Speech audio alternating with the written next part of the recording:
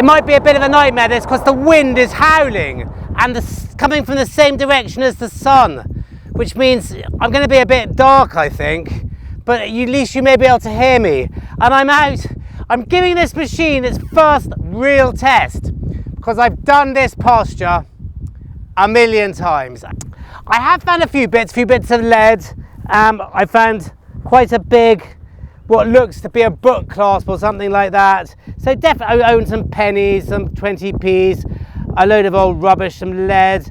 And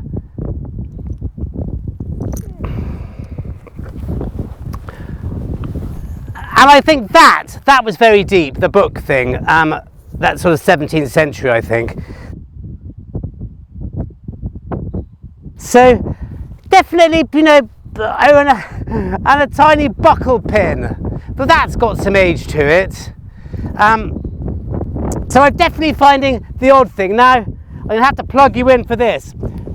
As I said, I've done this a lot, so anything I find which I feel is deep and wispy, then you don't really get deep and wispy with this machine, or certainly not as much. Anyway, here we go. I was getting a little bit bored really gridding properly over an area I've been to 1,000 times before, and I've come to a slightly different area. Again, I've done it a lot though, and this. Now, I know what it is because I've seen it, but I haven't picked it up yet. It's just lying there. Look how high that is off the ground. And I'm still picking it up. It was deep. We are talking 14, 15 inches easily. It's a big, big hammered coin. Now, as I said, I haven't picked it up yet.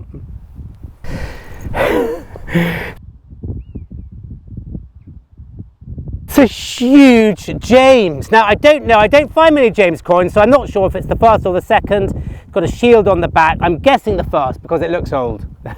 Well, even though they were quite close to each other. I think it was Charles II between them, something like that. I'm not sure, but anyway, it's got X22 behind his neck, which I think is going to be the denomination, 2 shillings probably, something like that, and it's absolutely wonderful. Now that was a long way down. I have been over this section a lot, and that has found it when the old there.s didn't. Now that's just amazing. That's just the best thing I've found in a long time, and I'm thrilled. And I think it's a James shilling piece. Then welcome to headquarters. Well, why don't you just look at the size of this thing? I mean, what an absolute beauty. Now, I should have known that when it comes to the Jameses, that it's James the First. Firstly, he faces to the right, and James the Second faces to the left. Also, James the II is quite a lot later, so the portrait looks a bit more modern on his coins. And the other thing, which I'm sure 99.9% of you know, but I didn't before I started metal detecting, the direction the monarch faces changes from monarch to subsequent monarch. So for example, George I faces right, George II faces left, George III faces right, etc, etc, etc. And that does make it quite handy in being able to get quite a good idea quite quickly on these coins.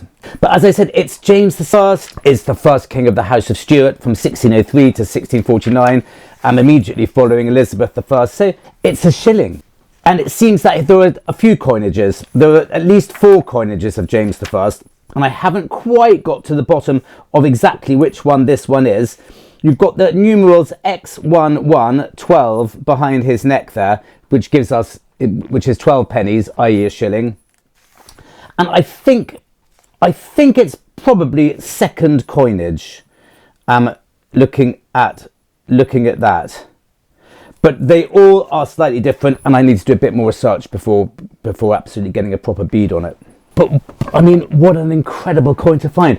And just to give you an idea of the size of it, is here we have it there. That this is a little Elizabeth penny. This one's in terrible condition, but I just had it to hand. That's just an Edward penny, probably Edward I or Edward II. And here we have a tiny little half penny. to give you some idea of the size of these coins. I mean, what an absolute beauty. Really, really pleased with it.